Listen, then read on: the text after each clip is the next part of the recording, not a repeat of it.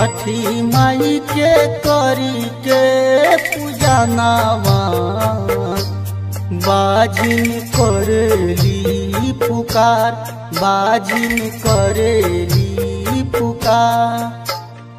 छठी माई के करी के पूजनावा बाजिन करेली पुकार, बाजिन करेली पुकार, बाजिन करेली पुकार, बाजिन करेली पुकार।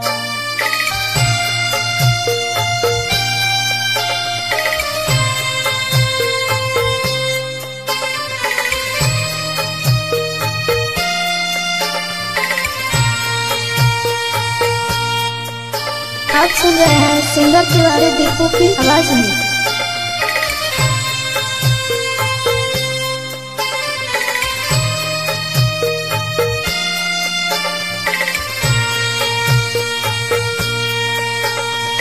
सुन बाटे अंगना दुआरावा मैया मानी अर्जी हमार, मैया मानी अर्जी हमार।